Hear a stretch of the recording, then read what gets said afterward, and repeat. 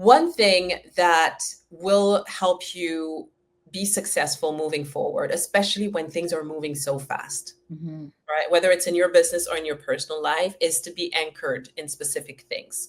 So when it comes to your brand or your business, etc., the more you can be clear about what are the pieces of your experience that you want to leverage moving forward and forever, because they define the brand. Anchoring those things, meaning make a list of what they are and make sure that you have them reflected in your content, in your business principles, etc.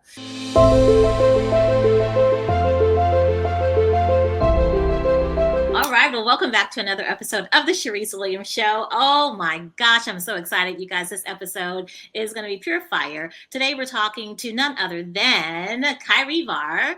And today's topic is scaling your holistic health business with clarity, margin, and momentum in the AI era. So, hey there, Kyrie, how are you? Hello, I'm so excited to be here. I'm so excited to talk to you. Oh my gosh. Okay, so let me tell you guys a little bit about Kyrie. So, Kyrie is, number one, let's just say phenomenal. I'm just going to give her the word phenomenal, but she is the co-founder and partner of AI District Consulting, where she is a strategic business leader for over 15 years, in fact, driving transformation inside high growth, multi-million dollar companies and ventures up to $6 billion.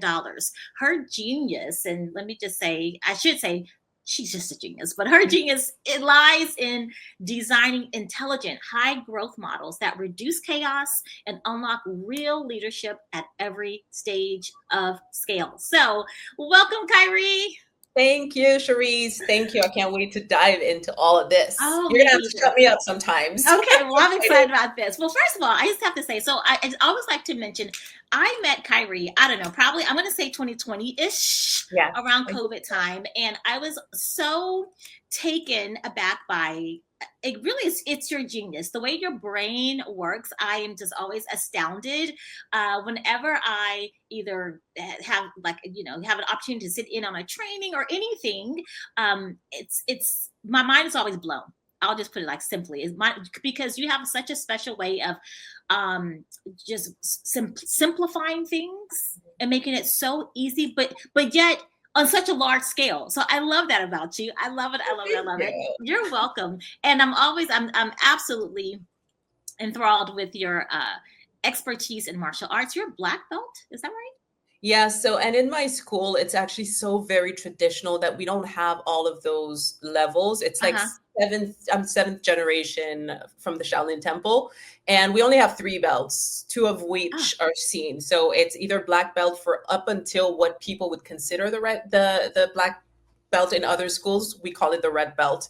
So I have a red belt in 2 different styles in martial arts. Wow. And when I hear that, I hear discipline. I hear massive discipline, commitment, dedication, all of that. And you're a lot of pain. And a lot of pain. Yeah, I didn't think about that part, but yeah, I bet. Oh, goodness. Oh, I bet. And you are a homeschooling mom, yes? Yes, that I is am. So phenomenal. I love it. How long have you been homeschooling? It's going to be 3 years in September. My God. Yes. Wow. We started in September 2022, right before we decided to move to Portugal. We were like, it's just going to make the whole transition easier. And we never looked back. Oh my gosh. So you moved to Portugal, you're homeschooling the kids. How old are they? My son is 14, turning 15 in September, and my daughter just turned 9.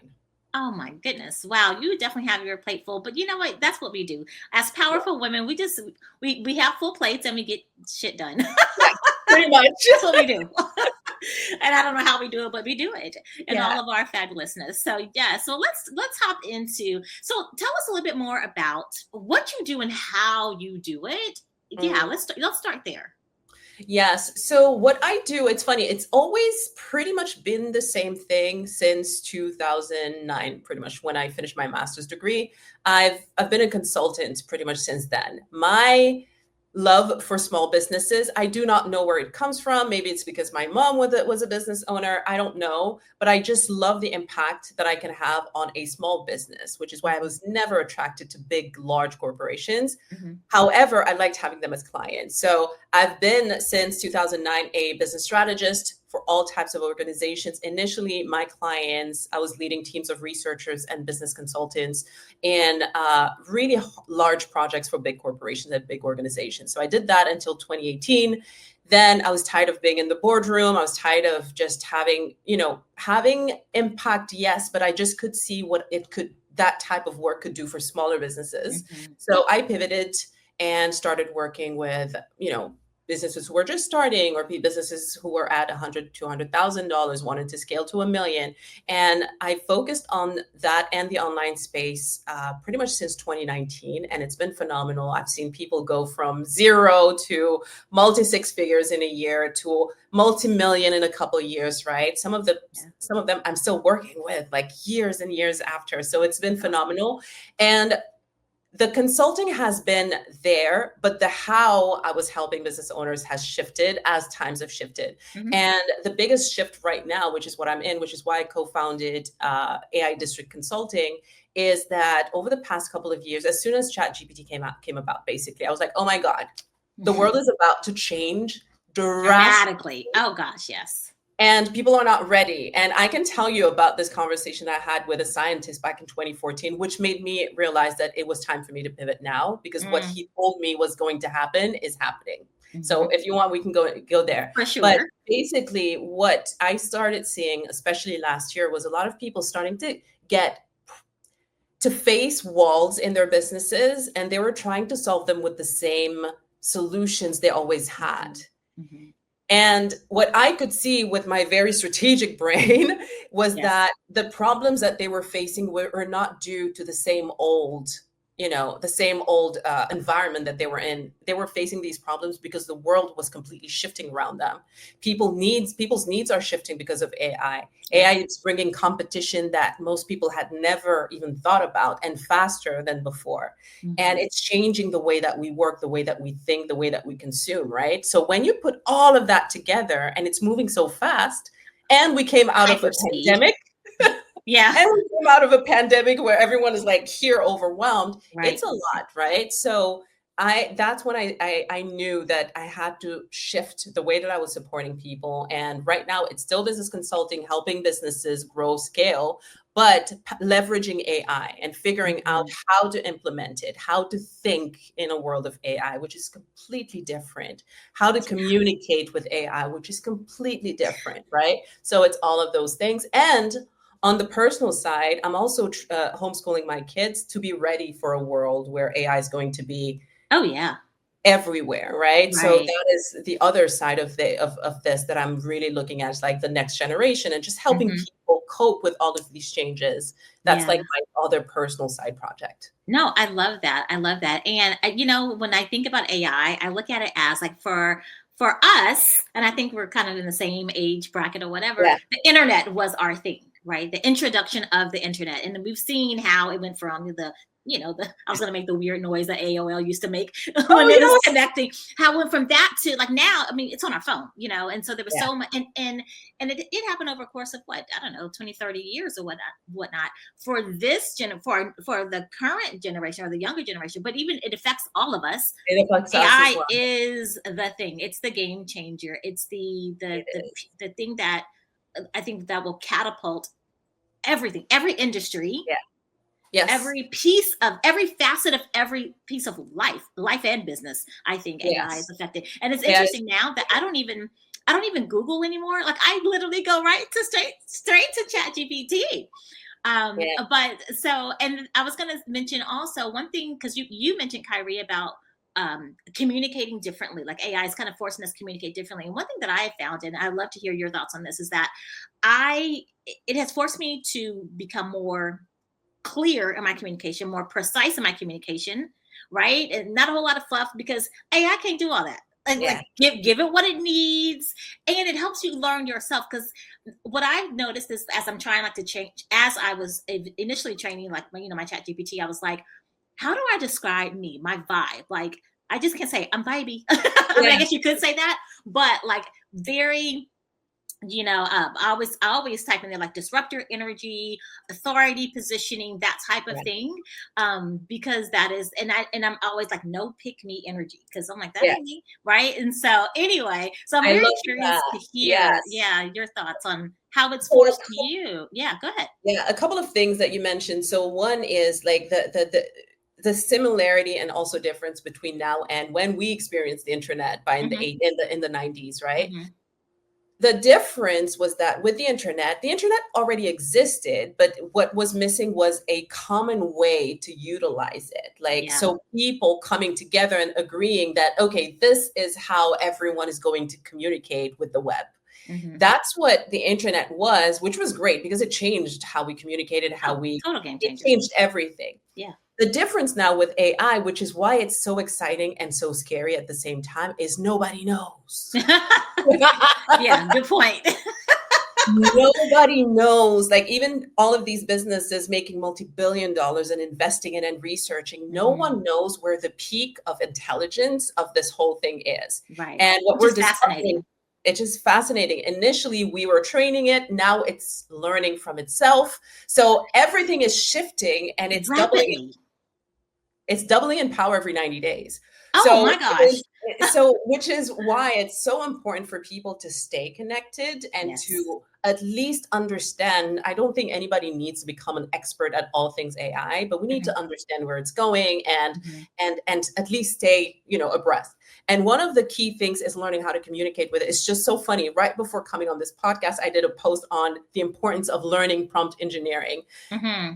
Learning prompt engineering is like going to Japan and learning Japanese. You're just going to be able to communicate much better. And what you said was so on point. It is exactly what I was saying in the post, which I know you haven't seen yet. I haven't seen it. Right. Before coming on here, was when you learn how to become a good prompt engineer, which is basically, simple way to say, like, when you can communicate with your ChatGPT or your Claude or Gemini effectively, you're going to notice that you become better at communicating with your team. Right. You become better at communicating with your audience because you're more precise. We don't realize how much we lack precision when we talk, because typically we talk with people who are similar to us, who maybe have the same background. They might catch the, the joke underneath the layers, undertone or whatever. Right. ChatGPT doesn't get any of that. So you have to be super, super precise. Yeah. So it is helpful, number one, to help us communicate with these tools better and get better results. You're going to get better results when you prompt better, but also it translates into everything else. You realize how we're biased in how we speak and how to be more effective at getting what we want through communication. Yeah. So good and so true. And so how do you see us? Actually, let me rephrase that. What do you think is the best way for us in the functional medicine and holistic health space to really leverage AI, particularly as it relates to our businesses? Yes. Yeah. There's a few different things. I think the best thing any business owner first needs to do right now, like especially if you're in the space, you need to figure out ways to get back your time. Yes. Because none of the other stuff is easy if you cannot get back your time. Like, for example, I know you've been talking to your community about this, which I think is so true and so important. Building a personal brand as a business right now, it is one of the most profit producing, best ROI that you can get.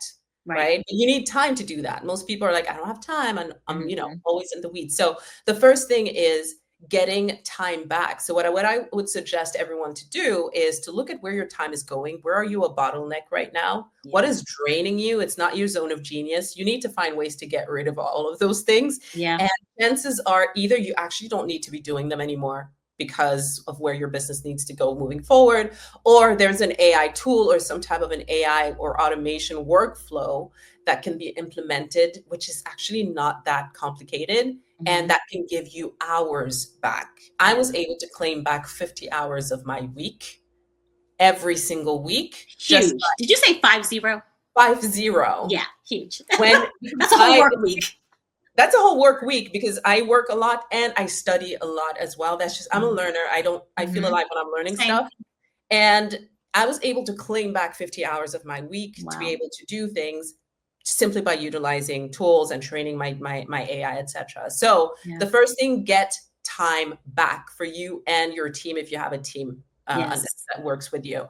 And then the second thing you want to do 100% is build your brand. Yeah. Build your brand. you have to keep in mind that moving forward, like some clients of mine are telling me like they're starting to get more and more clients from ChatGPT or from Gemini because those tools are recommending them. But how are they recommending them? What? Typically agents, those AI agents or whatever that are crawling the web and finding people who have a brand. If you don't have a brand online, it's not going to find you. It's not going to find you. Exactly.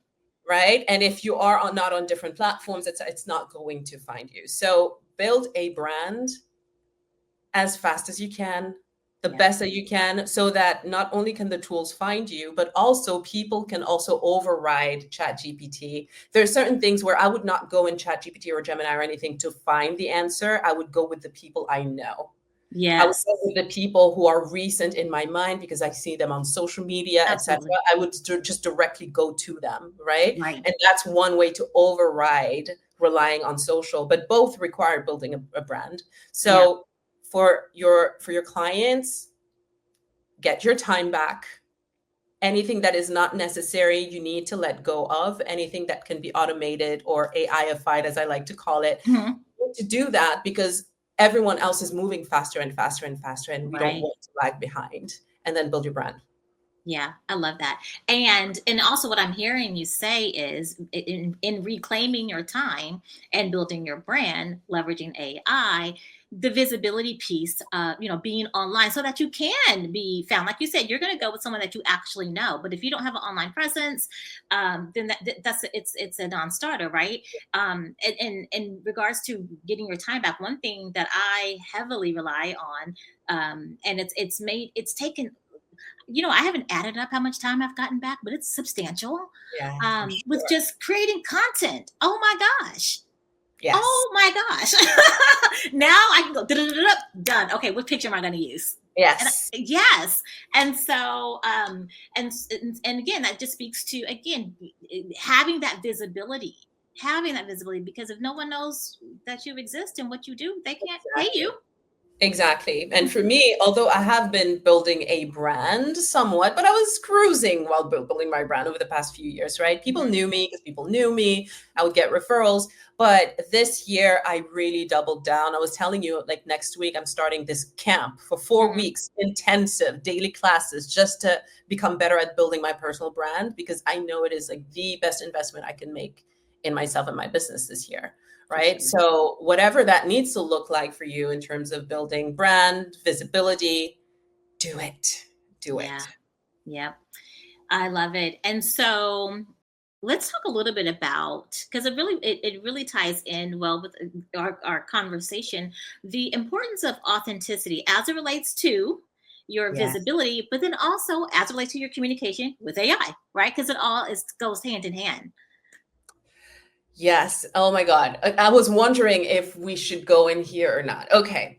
Here's what we should. Here's the phenomenon. And that is also why I think building a brand is super important, and building an authentic brand where people see 360 of you. Yeah. Content creation has become easier. Yes. What that means is that so many more people will be creating content, which means whatever content was created last year, it's probably 5x, 10x this year. It might be 100x next year. People are creating avatars of themselves, create content ongoing. So just imagine the flood of content being pushed on people on social on any given day, any given minute. It's going to exponentially increase. Correct. How do we battle that? Most of that content is going to be garbage, because it's going to be people who don't necessarily have the lived experience or the framework or the desire to create transformation in a specific group of people. People will feel that. So the way that you can navigate that and pierce through that noise is to build a brand that is authentic, where people can get the essence of you. Meaning they understand. That's why for me, you've probably seen in my content, I talk a lot more about the homeschooling pieces, about how I think, about my principles. And I'm seeing that people are connecting with that versus talking about the business and some of those key things. So you don't need to share everything about your personal life. That's what I was going to say, because most people think like, I don't want everyone to know. That's not the point. Most people don't know much about me personally, but they can understand through my content how I think. They're going to understand how I make specific decisions that generate a specific result, right? And that's pretty much what people need to know. They don't need to know your personal life, but that is what's going to differentiate you from the flood of content that is coming online right now. It is much more than what was hard before is easy now. The new hard is creating authentic content that actually transforms people in one way, shape, or form. And that comes through your energy and your soul. And it's like something that ChatGPT cannot replicate. So authentic content is everything. And talking to people and understand where people are so that you can create stuff that's in the moment as well is everything right now. Yeah. And, you know, as you were speaking, what came to mind is in order to show up authentically, it does require a level of vulnerability, right? Yes. And willingness to share. Again, not all the crazy, not all the crazy stuff in your life, but the bits and pieces of you that make up you and that other people can identify with, because you do need the differentiator, just like you mentioned. Because here's the thing, we all have, you know, particularly in this space, we're all nurses or nurse practitioners with functional medicine training. Okay. So, okay. So, so why should someone come work with me versus why should someone entrust their health journey to me versus the next person? That is, but that's when it's so important to, again, know who you are, know what your beliefs are, know what you stand for, know what you stand against, and be willing to share that. And then those stories. Go ahead. Know your stories as well. One thing that made content creation in my way that feels so unique to me, that I feel like nobody else can replicate, is that I just decided to bring everything of me. And I think all of us can decide to do that. And what that means is, when I look at my background, like nobody can replicate it. I was born in Saudi Arabia from West African parents. I then went to France for high school. I went to Canada for university. Now I live in Portugal. I'm twice, you know, instructor level at different types of martial arts. Like those are things that nobody can replicate. And when it comes to spirituality, it's both Sufism, Catholicism, and Buddhism, because of my martial arts upbringing, that's mesh into one human being, right? Like talk about multiple personalities that I had to find a way to make work together. That creates a very unique type of individual, and perspective has that, and perspective. And we all have that in one way, shape, or form. So diving into what your story is and your experiences, ChatGPT doesn't have experience. Right. Yeah. Right. And so people who only rely on it to create content, it'll be very surface level. Very vanilla, very like, very forgettable. Very forgettable. Very forgettable. Yeah. Whereas if you tap into your story and you look at the different things that make you uniquely you, the lessons that you learn because you are you and you went through your specific experiences, and you rely on that as the pillars of everything that you share, it changes the whole thing. Right. It does. Oh, I'm so glad that you gave those specific examples, because oftentimes when I work with clients, you know, they ask, or I know there's someone listening right now, they're like, well, but what else? You know, what else? I guess I'm a nurse or nurse practitioner, functional medicine. Okay, but then what? So I'm so glad that you mentioned that. And one thing that I always say is that no one can do what you can do the way you can do it. And it is because of that varied background. It is because of your upbringing. It is because of where you lived. It is because of the hobbies that you partake in. It is the way, you know, your perspective on homeschool or not homeschool, whatever, all the things, right? And that's the part of no one can do what you can do the way you can do it, because you're going to bring your own flavor, your own perspective into it, because we're all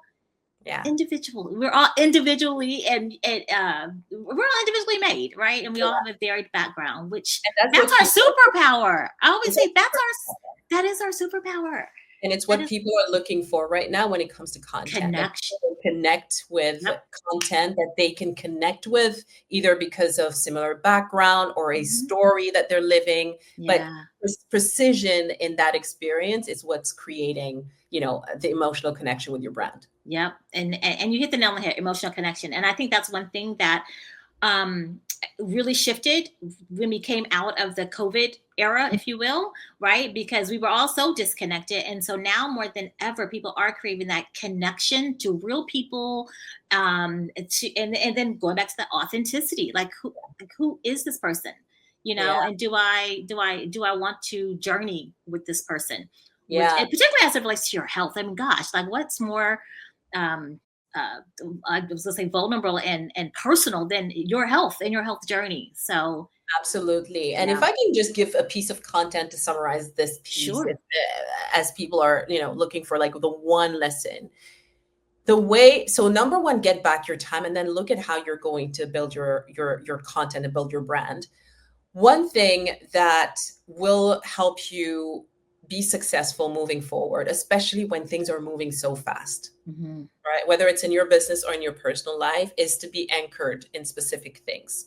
So when it comes to your brand or your business, etc., the more you can be clear about what are the pieces of your experience that you want to leverage moving forward Mm-hmm. and forever, because they define the brand. Anchoring those things, meaning make a list of what they are and make sure that you have them reflected in your content, in Mm-hmm. your business principles, etc.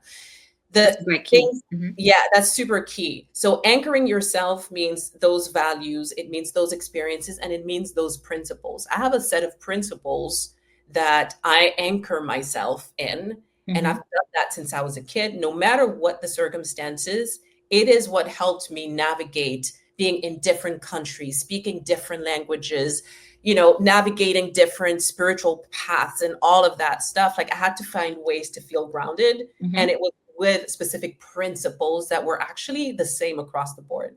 So when you're looking at your business, what are some business principles that you want to make sure that you anchor in? Maybe it's the client experience first. Mm-hmm. And so no matter what you do, it's like the client experience first. Maybe it's daily sales.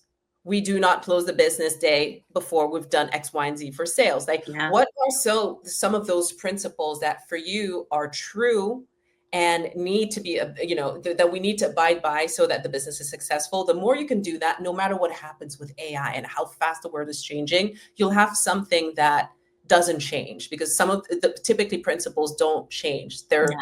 They've been the same for thousands of years. Yeah. So find your principles, find the values that are important to you, whether it is excellence, whether it is rich relationships, whether it is consistency, whatever that Mm-hmm. is, but anchor yourself with those things. And you're going to find it so much easier to create momentum, but also maintain the momentum, even when everyone else is getting distracted. Wow, that is so good and so powerful. And I usually ask, like with this, if there's just one key takeaway, but I think that was it. I think that was it. Anchoring in your values and anchoring in your principles, Yeah, and letting that drive you, and of course drive your content and how you show up in the world. absolutely. And same thing. And you do the same thing at home. My Right. husband and I did the same thing with the homeschooling. What are the principles with our relationship, with our principles, our health, our principles? And This that is so changes good. everything. So rich, Kyrie. This is so rich. I love this. Oh my gosh. All right. So if there was one parting word or parting thought that you would like to share with us, what would that be? Yeah. We're in a time where it's so easy to be distracted. Gosh. It is so easy to be distracted. As I was saying before, the amount of content that's being created every single day and thrown at you, people are creating faster and faster and faster. So all of that is in the air. Find your way to stay grounded, Mm-hmm. number one, because if you don't do that, no matter what strategy you want to implement, no matter what new idea, new project you want to implement, like you won't feel like you have the energy for it. Right. So ground yourself, number one.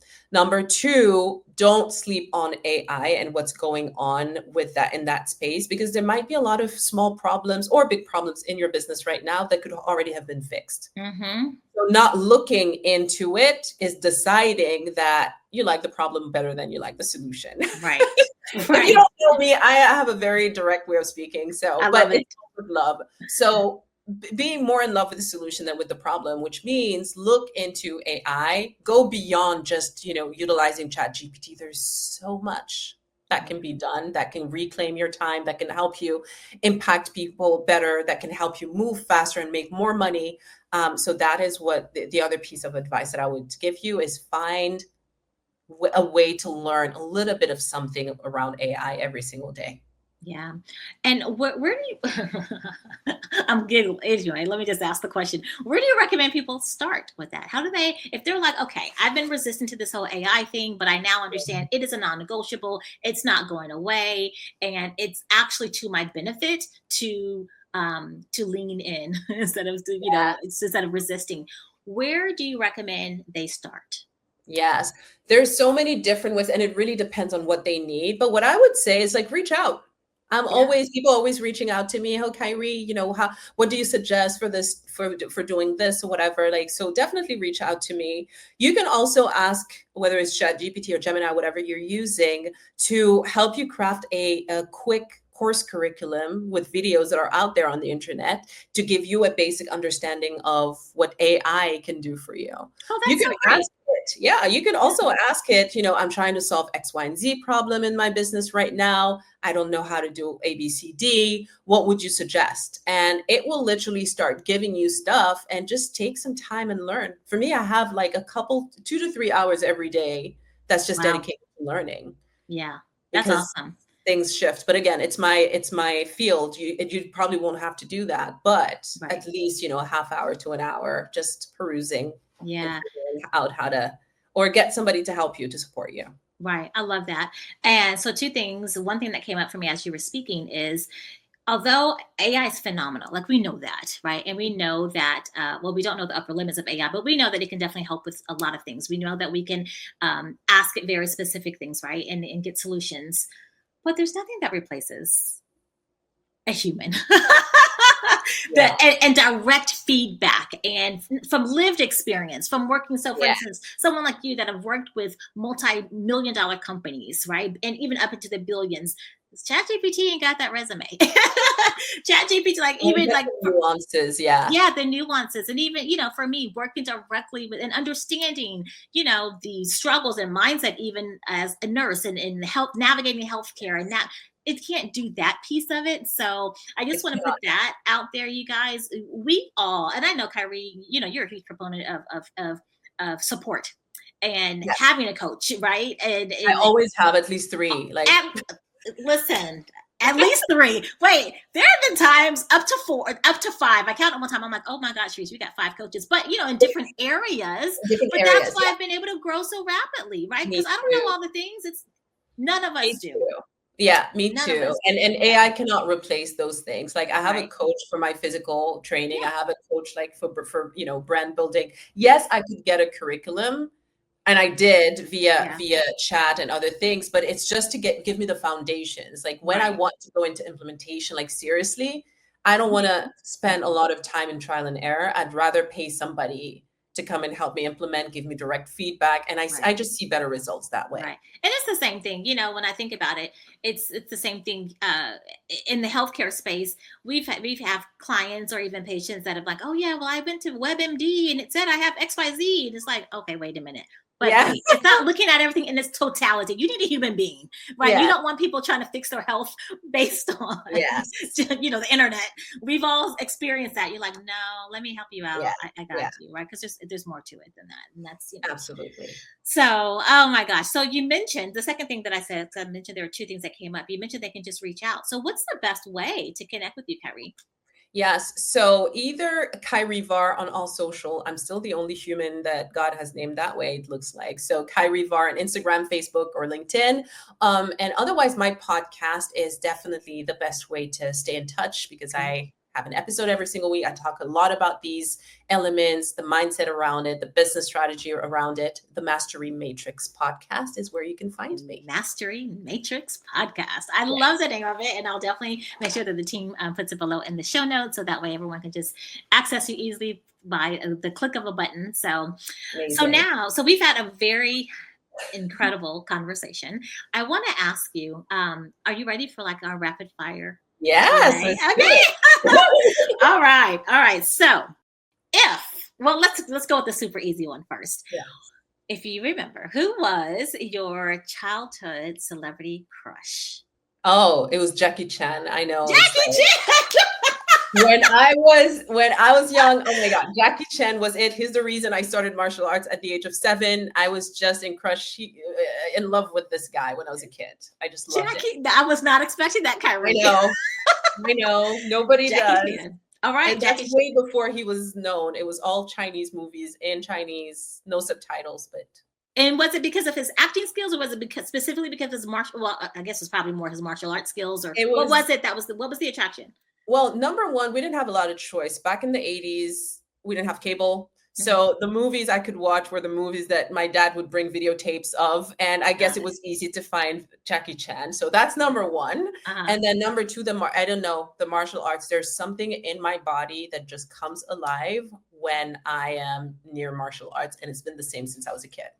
That is awesome. And how long have you been practicing martial arts? Since I was 7, so 35 years. Wow. And were your parents involved in martial arts at all? No. Interesting. At all. I was the first one, and then my little brothers did some, but I'm the one who's done it for the longest time. And wow. Yeah. That's incredible. And then your kids, are they interested at all in martial arts? Yeah, well, a little. My daughter is girly. I'm like, I don't know where you came from. Definitely not me. I was more like the boys' voice. But my son has been doing martial arts with me. Here, less, just simply because of time, and I haven't found a school like what I had before. But I definitely want him to go back into it. And so we're talking about, my daughter started jujitsu. Oh, which is well, that's pretty awesome. I'm not familiar with jujitsu, but in Portugal, there's a lot of schools for that. So interesting. And interesting. So this is a question that just kind of came up for me, but how do you see martial arts, or what effect, I guess I should say, what effect has martial arts played in your business success? Oh, I think it's everything. I did not realize until, you remember when I started doing those mindset calls in Yes. Yeah. That was the first. Hello, can I just say those were my favorite? I'm like, if I got to rearrange my whole entire schedule, I will be doing that. You guys, oh my gosh. You know what's crazy is that I was never trained for martial arts, but for mindset training. Everything I was teaching was stuff that I learned from martial arts, because the way that we learned martial arts, and why I was in a traditional school on purpose, was because I wanted the physical, but I also wanted the philosophy and the everything else in the way of thinking that, makes you a really good martial artist. And it has to do with discipline. It has to do with tenacity. It has to do with viewing the world a specific way. And my grandmaster, is very, very strict. And he would always teach us, like, everything you do, it has to be bien beau vrai. It has to be the right thing, the beautiful thing, and the true thing, right? Like just, so it means that you're not just doing stuff to do it. It has to be the right move. It has to look beautiful, meaning excellence. And it has to be true, meaning it's like really coming from deep within. And so all of those little things. Great business principles. Exactly. Excellent business principles. Yeah. Everything the same way. Like, I was the only girl for a long time. In 2015, I became the first woman in 32 years to reach my level since he created that school. And I didn't have anybody to teach me to train like a woman, when everyone I was sparring with was a man. They were bigger, they were bulkier, they were, and so in all things, I had to find a different way. I had to overcome the obstacle. You get a punch in the face, you're bleeding, you get back up, like, you don't just stay there, So all of those things translated into business and everything else, which is why, like, it's very hard to scare me. Let's just put it that way. I bet. Yeah. Discipline and resiliency is what comes, like mental toughness. Yeah. And we know that is an absolute requirement in business. Yeah. And then integrity and loyalty and all of that, because that was like the whole Confucius system is based on that, et cetera, et cetera. So yeah. Oh, that's good. That's so good. All right, cool. So, who was one person that you would trade places with for a day, if you could? Oh, for a day? Just for a day. Yeah. Oh my God. This one is tough. Who would I trade places with for a day? Alive or dead or alive? You get to pick. This is so weird, but the person that I would trade places with is one of my ancestors. So I've been always curious what life looked like in Senegal, like 500 years ago, 1,000 years ago. You know what I mean? Like, we don't have images or anything that shows. And I know there's from history that I'm part of, old royal families, but I have no idea what that means. So I would definitely trade places with one of my ancestors in that era for a day just to understand what it really means. That's so good. That's good. Yeah. I have not gotten that answer from anyone, but I love that. Yeah, that's a big question mark in my life. So I'd love. You got to explore that. You got to go down that path. Yeah, for sure. So yeah. All right. So what's one of your guilty pleasures? What is one of your guilty pleasures? Oh my God, K-dramas and Asian dramas in general. Like I've been watching those for like the past 20 years before it was a thing. I never watch English speaking anything. Today it's Thai, tomorrow it's Indonesian, the next is a Taiwanese movie or a Filipino movie, Japanese, Subtitles, or do you speak all those languages? I know you're multilingual. I am multi. No, a lot of them I don't speak. Like I don't speak Thai, Japanese. I understand Korean pretty well just because I've been watching stuff for a long time. But so with subtitles, but I just love international stuff and Chinese and Korean movies and series I've been watching for almost 20 years. Chinese since I was a kid, so that is so interesting. I know I'm weird. It's fascinating. I find it absolutely fascinating. So speaking of languages, how many languages do you speak and what are they? So on any given day, I'm speaking 4. What? So I speak French. Yeah, I speak at home. We speak French, English, and Wolof. Wolof from Senegal. So all 3. I'm in Portugal, so Portuguese as well. When I'm in Saudi Arabia, whatever, or with my brothers, we'll blend in Arabic in there because we were all born in Saudi Arabia. Wow. And then in terms of languages that I'm learning and that I love, it's Korean, which I can have a basic conversation in, but definitely not fluent. Italian, similar level, and I would love to learn Mandarin. So that's where. Wow. That is impressive. That is impressive. I'm actually hopping on a plane in 2 days for Bali. And I'm like, okay, it's a long flight from Houston, Texas to Bali, Indonesia, right? Yeah. And I'm like, okay, well, I'll just learn the language. I'm like, I'll learn as much as I can in like a 24-hour period or whatever. Just the basics, the hi, thank you. Yes. I can nail that. So, love it. So, all right. So what's the biggest risk you've ever taken? I would say probably upping my family and moving to Portugal without ever setting foot in the country. Like I had no idea. We sold everything. I was just like, this is the move, y'all. Like, wow, we're going to do it. Worst case scenario, doesn't work out. We find another place to go. Because everything I do on my own, I don't feel it's risky. It's fine. I'll always find a way. It was the first time doing it with my husband, our 2 children, and we literally sold everything. And we came here with 2 suitcases each and a cat. So I was like, my gosh. So why Portugal? It was the first time that Freddie and I agreed on a destination. Like I had been wanting to leave Canada in a long time. I was supposed to be there for 3 years. It turned into 21. So, oh gosh. I had been wanting to live in a long time, but we never really agreed on destination until Portugal came along. And that was a very easy yes, because everything checked out. I love that. Oh my gosh. I need to come visit Portugal for sure. For sure. Okay. Last 2 questions. What's the best compliment you've ever gotten? Best compliment I've ever gotten. I think the one that definitely touches me is when people thank me for impacting their life and their kids. Yeah. I still have messages from clients who are like, Kyrie, you can't even imagine what this has done for me. It's changed our trajectory forever. Like those types of things. And I know it's just coming from everything I've learned and deciding to pour it into somebody. So that is the best types of compliment I get is about like the advice that I give for sure. Yeah. I love that. I call those paychecks of the heart, it pierces your heart. It's like, oh my gosh, and it's never, I find that oftentimes it's not, you don't expect it. It comes out very unexpectedly, but it just pierces your heart in such a way. Right. Yeah, exactly. Yeah. People love to. People tell me always like you're so inspiring, which was very surprising at first when I heard that the first time. Yeah. But and I think it's just because I'm not afraid to live my life. I love live out loud life, and I love learning, and I love sharing that with people. So I think it creates another level of what's possible for them, which then makes them do the thing. And we all are so blessed because you choose to live out loud and show up in full Kyrie mode. Yeah, definitely. So, yeah. It was a journey. I was afraid of that initially. So I'm glad that I'm at a place now where I can share it without fear. It definitely was not the case even 6 years ago. Love it. Love it. Love it. All right. Final question. If you were stranded on a deserted island, what is the one thing that you absolutely would have to have? Does it have to be a thing, or it can be a person, or let's go with, okay, let's go with the thing, and then I'm curious to hear the person. Or let's go with so because the thing is, I don't see myself bringing any actual thing. I am actually not attached to things at all, whether it is my phone or whatever. Like, it really doesn't matter. So maybe I would bring a journal.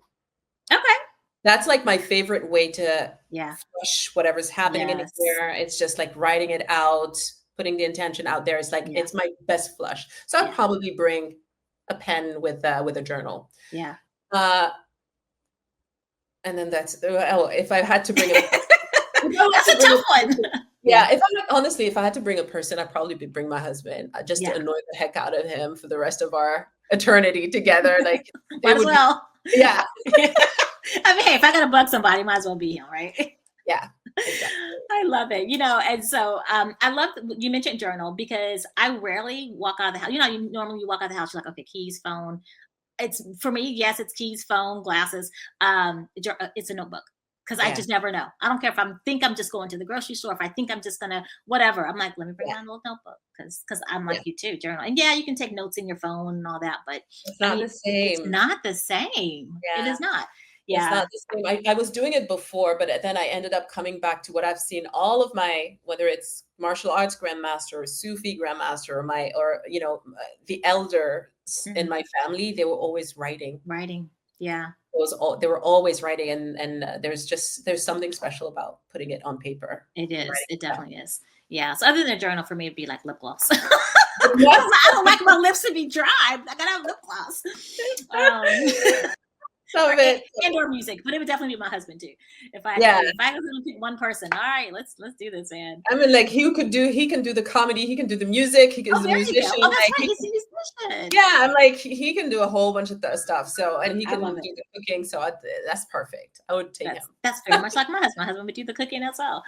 So, oh my God, this has been a blast, Khaïry. Oh goodness, you're welcome. Thank you for sharing your time. Thank you for sharing your brilliance. Thank you for sharing all the little nuggets. I say little nuggets. I mean, there's lots of little things, but they make a huge impact, a huge impact. So thank you for all of that.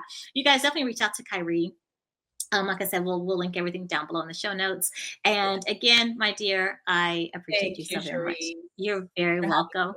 You're very welcome. And for each of you, thanks for watching this episode. We'll see you next time on another episode of the Charyse Williams Show. Bye for now.